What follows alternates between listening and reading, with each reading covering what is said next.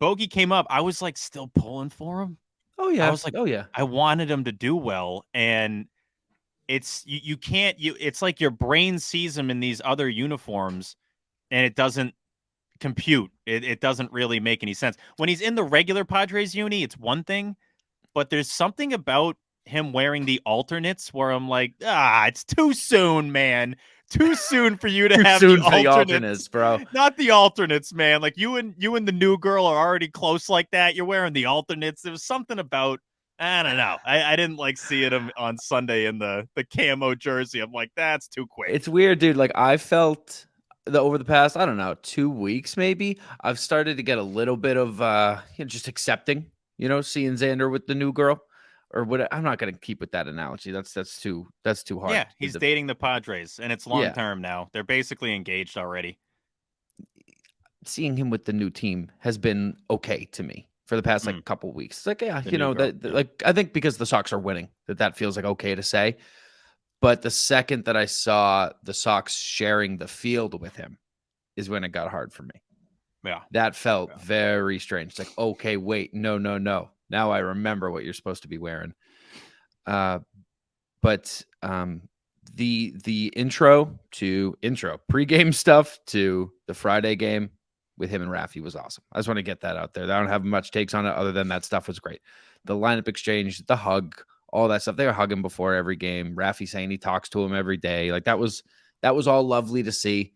And I'm Raffy glad shared that what we posted. He shared what we. It was. I've seen athletes do this before. I used to have a Ken Griffey Jr. Instagram page back in the day. Just post Griffey pics, and he followed the account and would like the photos, and it was the peak of my existence. But he would then share on his story sometimes an image I would tag him in, but it wouldn't be with the handle, which is kind of cheap. They would do like a screenshot of the image, and that's what Raffy did. Because he I did? posted Raffy hugging Xander on ITM_pod on IG, and the next morning I saw Devers, and it had to be from us because it's the same exact I cropped it a certain way. It's literally identical. That it's because it was from a video, so it's not like it's an image. It's like a Right. screenshot from a video, and it's the exact same image. And I tagged him in it, and he very soon after shared it on his story. But I'm like, Raffy, just share from our account to have ITM Nope. underneath it, bro. No, Nope. he screenshotted it and put it on his story. He went out of his I didn't even way. see that. Yeah, but no, it's That's funny. it was still cool to see him share it on the old IG. But you're totally right. The Raffy and Bogey moment before Game 1 was really cool, and Pete Abe actually had a really good Bogey article. I don't know if you saw that. Of Really? all No. people, yeah, No. he got Yeah, I the don't see exclusive. those. No, I don't either. But it was I am subscribed to the Globe because of Spear, and yeah, Pete Abe had a exclusive article, whatever, and actually had some good nuggets in there, and it was neat to see the Devers Bogaerts stuff. At the same time, it's still kind of bittersweet, right? You still have those feelings of what could have been. He should still be here, all that stuff. I'm kind of over it. I think a lot of Sox fans are over it to the point of we're past it. Let's. I think getting past this series meant something. This counted for something. Obviously, next year in Fenway is going to be way different. That's Bogey at Fenway for a whole weekend. Hopefully, that's a weekend series. That would be a shame if that was a weekday series. But And I also think it matters what your shortstop situation at that time is too. yeah. Let's say Story's back and the arm thing isn't a huge issue, and he's hitting bombs because he was in the home run derby. Then I think that's a whole different situation than if Xander's going to get hot. Let's be real. I know he's had a tough stretch right here. In May, he's really underperformed. His April was a lot better, specifically first couple of weeks of the season. Xander Bogaerts is going to get hot. And I know we watch Padres games after the Sox games are over. It really works out well that way. So that's going to happen. I'm glad it didn't happen against the Red Sox. He decided to go hitless, which is very nice of Bogey to do. But it's still, obviously, there's a little bit of weirdness there. And I don't know if that's just going to go away immediately.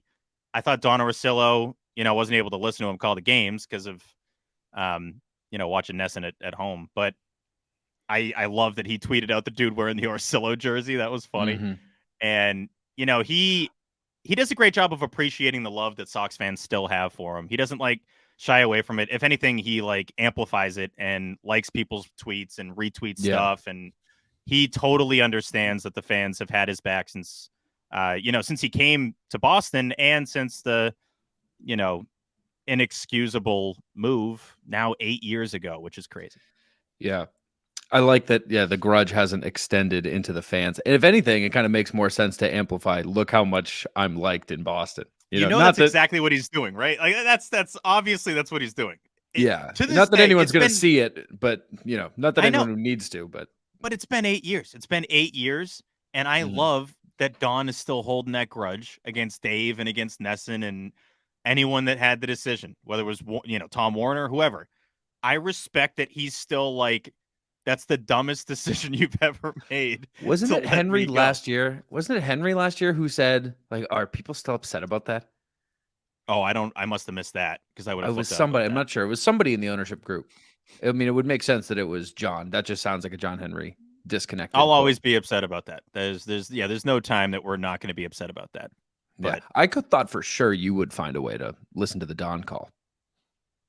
No, partially Friday I was at the Celtics game, so I didn't even, I'm trying to follow on the phone, and then obviously you can't hear anything. So Saturday was just watching. Well, dude, something with the Saturday broadcast. I don't know if y'all listening noticed this.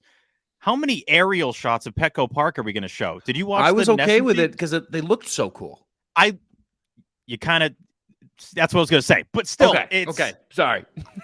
The only reason I didn't tweet about it is like, what a gorgeous park, and San Diego's gorgeous. But like, it would be at the most random times. Normally, you do that coming back from break, and it would just be like a 2-2 count to Yosh, and you're like, give me the aerial of Petco. Like, what? This doesn't make any sense here at all. But they kept doing it the whole broadcast, and I'm like, okay, it's nighttime now. Do we really need all these aerial shots? It really felt like, okay, we got the drone tonight. Hammer the drone. We are using this effing drone. We are going to get as much out of this as possible.